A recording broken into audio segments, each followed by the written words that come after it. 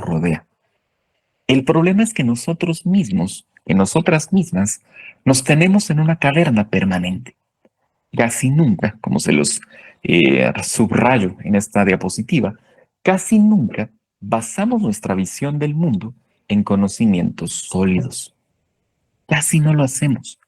Por lo general, por lo general, dejamos la responsabilidad de la verdad en alguien más o en algo más. Nuestras ideas acerca del mundo, las opiniones que nos formamos acerca de nuestra realidad, por lo general provienen en nuestra infancia de figuras de referencia. Siempre vienen de figuras de referencia. Les pregunto aquí en el chat, rápido, cuéntenme ustedes. En nuestra infancia, en nuestra adolescencia, ¿cuáles son las figuras de referencia? Díganmelo ustedes. Quiero ver que tengo un mensaje por acá en lo que ustedes me colocan por allí alguna opinión.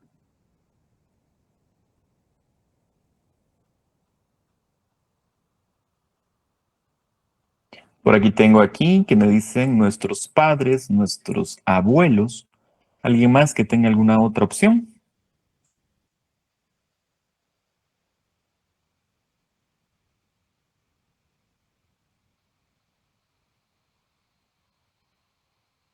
Me voy a quedar con esta. Sí, primero.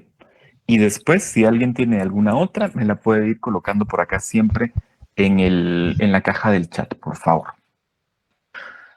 Esto es interesante. Personajes de televisión. Ok, sí es cierto. En general dejamos que nuestra visión del mundo la construya alguien más. Siempre. Y cuando somos pequeños, esa responsabilidad recae en nuestras figuras paternas o maternas, cualquiera de las dos. Nuestros padres, nuestros abuelos, nuestros tíos y viceversa, madres, abuelas, tías, son aquellas que nos ayudan a comprender el mundo, a hacer la diferencia inicial entre qué está bien o qué está mal o cómo debo pensar o cómo debo actuar ante ciertas situaciones.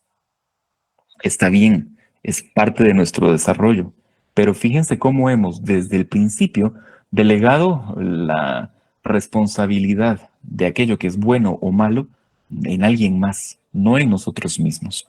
Conforme vamos avanzando, nos encontramos con otras figuras, como los maestros, dice alguien por acá. Sí, también diría yo las figuras religiosas, ¿no? ¿Cuántas veces le damos mucha importancia a lo que nos dice el pastor en el culto el domingo, a lo que nos dice el padre en la misa, también durante la homilía, o la forma en la que nos aconsejan cuando acudimos a estas figuras por algún tipo justamente de eso, de consejo?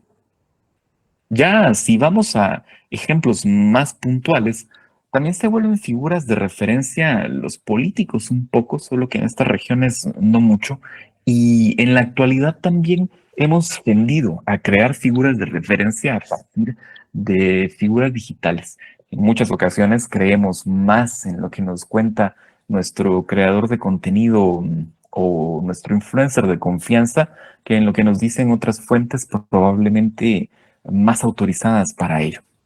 Ok, el punto es este. Casi nunca basamos aquello que pensamos en conocimientos sólidos. No. Y por ende, delegamos esa responsabilidad de la verdad y de lo que pienso en alguien más. No está, no es bueno, pero no es sencillo salir de esa dinámica, de hecho. Y el primer punto es lo que hacía justamente el personaje platónico, ¿no? El personaje platónico escapaba de la caverna principalmente poniendo en duda que las sombras que veía eran realmente la verdad o eran la realidad como tal. Es algo que deberíamos siempre hacer. Deberíamos siempre poner en duda todo aquello que se nos dice, sobre todo todo aquello que tiene que ver con nuestra propia existencia y que nos afecta directamente. Por allí podrían pensar ustedes, por ejemplo, ¿no? No lo sé, si su padre o su madre, o su hermano o su hermana, o su esposo o su esposa les dice que algo no está bien, en esencia es bueno tomarlo como una opinión, pero principalmente hay que preguntarse ¿por qué? O principalmente, ¿está bien o mal para ti? Pero ¿está bien o mal para mí? ¿Funciona para mí desde mi propia escala de valores, desde mi propio contexto, desde mi propia forma de relacionarme con la realidad? Y eso nos puede llevar a preguntas interesantes, pero a respuestas más interesantes, sobre todo. ¿Cuántas veces hemos hecho cosas con las que no estamos de acuerdo solo porque nuestra familia dice que es correcto? ¿Cuántas veces pudimos haber hecho las cosas de forma diferente si siguiéramos nuestras propias convicciones? No caigamos en la medida de lo posible en eso, en convertirnos extensiones emocionales de pensamiento y de actitudes de otras personas. Formémonos siempre un criterio propio. El problema con esto es que no es tan fácil, en realidad. No es tan fácil. Desde este plano, podemos hablar de algo que se conoce como la actitud filosófica. No le crean ustedes al término, no es un término oficial para nada, pero sí es un término común en estos ámbitos. La actitud filosófica es en esencia una actitud crítica, una actitud de duda constante hacia todo lo que nos rodea. ¿Por qué? Porque en esencia la filosofía lo que busca es conocimiento, pero la filosofía también lo que busca es ser entendida como una forma en la cual podemos no solo ordenar nuestra propia existencia y nuestra relación con nuestro contexto, sino también una forma de encontrar la verdad por la vía del conocimiento. La filosofía en muchas ocasiones nos dice, encontrar conocimiento, encontrar la verdad, es también encontrar cierta forma de felicidad al final del camino, pasando por diferentes etapas, por supuesto. Pero al final del día, si seguimos este camino, el camino de la duda, el camino del criterio, el camino de la crítica constante hacia lo que nos rodea, debería acercarnos un poco más a la verdad. Y la verdad debería acercarnos también un poco más a la felicidad. Decía Platón en este sentido, nos hablaba Platón en este sentido, de cómo todos los procesos están enfocados en aquello que se llama la falsa realidad. Su mito de la caverna, la historia de los prisioneros, estaba enfocado en contar también una historia de la falsa realidad. Lo dice muy claro, ¿no? Un montón de personas viendo una pared, viendo sombras en esa pared y creen que esa es la realidad y no lo es. Dice Platón entonces en esta línea. Lo primero que debemos hacernos es darnos cuenta de que somos prisioneros, de que vivimos en la prisión, de que estamos encerrados o que algo nos mantiene encerrados. Y si logramos hacer esto, podremos alcanzar en muchos casos la libertad. Podremos salir de la caverna y ver que hay un mundo afuera o ver que hay otras realidades también que están alrededor. Pero eso, y es el punto central de todo esto, pero eso es doloroso. A nadie le gusta que lo engañen. A nadie le gusta descubrir que le han mentido acerca de cuestiones que son importantes para su propia vida. La filosofía, en general, en muchas ocasiones, implica el sentimiento de pérdida, implica el sentimiento o la emoción del dolor y la tristeza. Pero al final del camino, si superamos esa etapa, nos habremos liberado. Esto ya no es filosófico, pero recuerden ustedes, entre otras cosas, el dolor purifica de cierta manera. Entonces, no basta con vivir engañados. También hay que hacer el proceso de descubrir que se nos ha mentido. Y eso no es sencillo. Siempre duele, y bastante. Pero al final, siempre, siempre obtendremos un mejor estado propio. Conseguiremos un mejor individuo.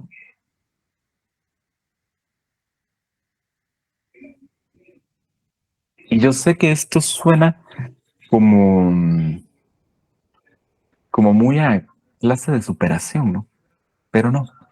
Pensemos en la falsa realidad como un fenómeno no tanto emocional, sino en un fenómeno que está allí para ser estudiado en función de quién es el prisionero y quién es el captor.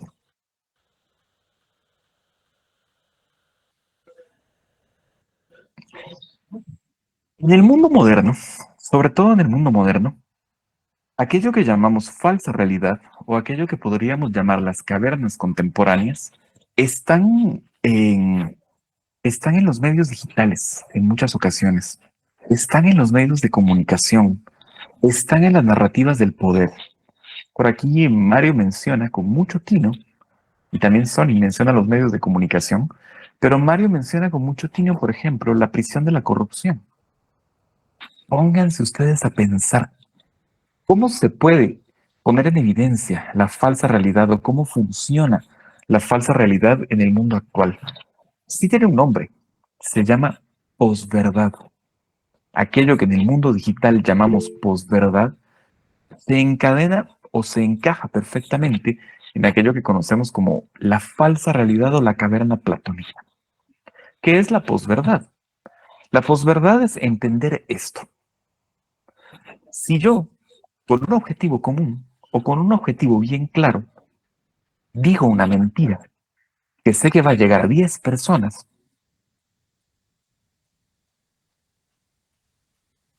entonces tengo claros algunos datos. De esas 10 personas que recibieron mi mentira, por lo menos 7 no se van a poner en la tarea de verificar si es cierto o no, si les dije una mentira o no. Simplemente van a creerla o inconscientemente van a adoptarla como parte de su sistema cultural o de su sistema de creencias o conocimientos. De los 3 restantes, 2 dudarán, pero no harán nada con ello. Simplemente les quedará la ambigüedad de si lo hicieron, de si lo que están viendo es cierto o no. Y únicamente una persona se dará a la tarea de verificarlo y se dará cuenta de que he dicho una mentira. Pero para el momento en el que esa persona descubra que yo le dije una mentira, habrá otras 7 que ya lo creen cierto y 2 que no saben, pero que generalmente tampoco terminarán de cuestionarlo. Y entonces sucede este fenómeno. Mentiras que se nos dicen abiertamente a la cara en muchas ocasiones terminan convirtiéndose en verdades aceptadas, porque nadie, excepto uno, tuvo la conciencia de decir, momento, dudemos. ¿Será que es verdad? Revisemos, verifiquemos. No. Y ese ciclo completo es a lo que llamamos en muchos casos la posverdad. Yo digo lo que se me da la gana y después quien quiera que lo debata. O después quien quiera que intente desmentirme.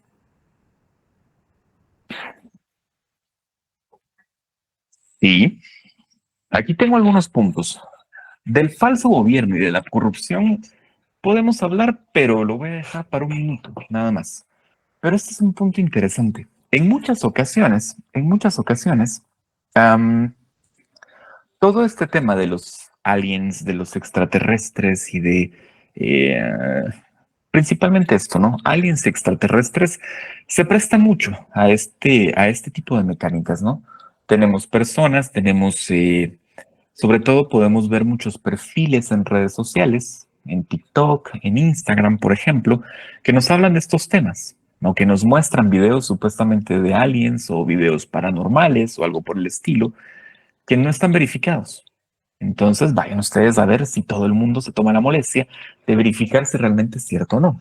Y ahora, con todas las tecnologías que existen para la creación de escenarios eh, irreales o escenarios construidos por computadora, es también cada vez más difícil discernir qué es real y qué no es real. Sucedió también hace unas cuantas semanas, ya se los mencionaba en algún momento, con las declaraciones de un exagente del gobierno estadounidense que decía que efectivamente el gobierno estadounidense tenía en su poder tecnología extraterrestre y que había recuperado cuerpos. Y todo el mundo lo dijo y todo el mundo aceptó más bien. Las redes sociales aceptaron que esto era una declaración de verdad, sin ponerse a pensar en cuál era el contexto. Y el contexto es simple.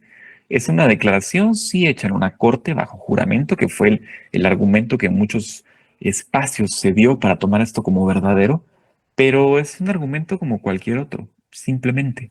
Lo que pasa es que falta que la contraparte, que es el Pentágono y el gobierno, efectivamente, sean capaces de probar o desmentir que lo que esta persona dijo es real o no. Cosa que no va a pasar, por supuesto, pero en esencia, así funciona, más o menos. Pero creo que se ve un poco más claro, sobre todo si ustedes buscan un perfil de cosas paranormales y van a ver muchos videos que se adoptan como videos de evidencia de lo paranormal y probablemente muchas personas lo creerán sin cuestionar. Sobre todo aquí también entra un poco el factor eh, desconocimiento. Iba a decir edad, pero no tiene realmente que ver. Es el factor desconocimiento y que nos tomen desprevenidos. Si vemos un video extremadamente realista y no estamos familiarizados con edición de videos, con efectos especiales, con seteo de sketches y demás, pues podríamos terminar creyéndolo fácilmente.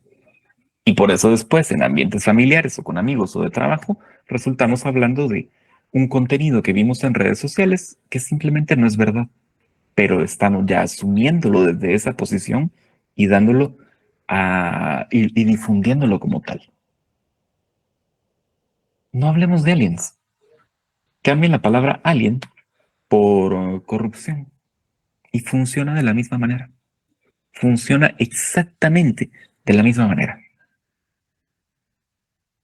Si yo me doy cuenta de que he seguido un perfil en Instagram, un perfil en TikTok, un perfil en Facebook, un perfil en Twitter, que se dedica a dar noticias acerca del gobierno, de la oposición, de los candidatos en una elección, y no cuestiono la información, estoy replicando el modelo platónico.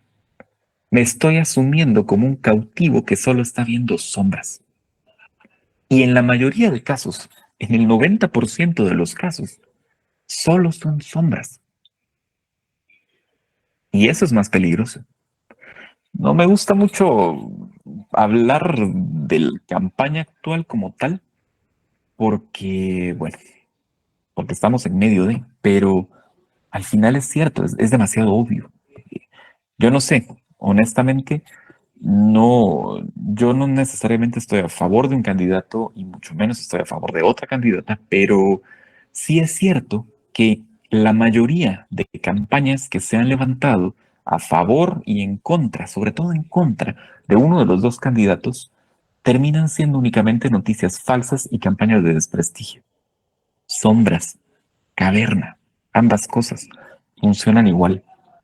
Por ahí veía que incluso las campañas de desprestigio han llegado al punto de no solo quedarse en mensajes de redes o por perfiles falsos, sino también han impreso panfletos, han impreso, sobre todo eso, vi un grupo de panfletos impresos como si fueran de un partido, con un montón de consignas muy inquietantes y que obviamente van a generar mucho rechazo dentro de la población.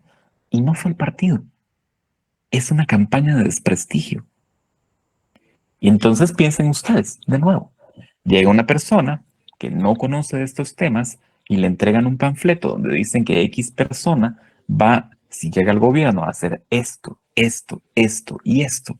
Y además ese esto y esto y esto es justamente con lo que esa persona conecta a nivel negativo emocionalmente, pues le generará rechazo. Definitivamente le va a generar rechazo. Pero ese acto, el recibir información, creerla de primera mano, e información que ha venido por parte de una facción manipuladora, también a replicar el mito de la caverna.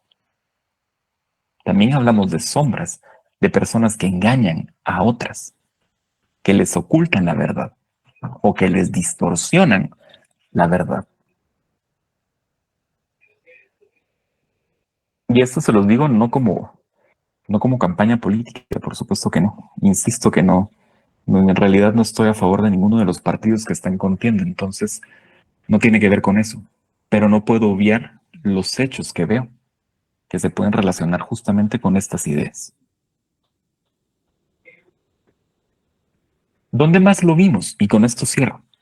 ¿Dónde más lo vimos? Lo vimos en pandemia. Yo no les voy a traer memes políticos a esta clase, pero sí les puedo traer un meme de pandemia. Vean, ¿recuerdan ustedes esta historia, no?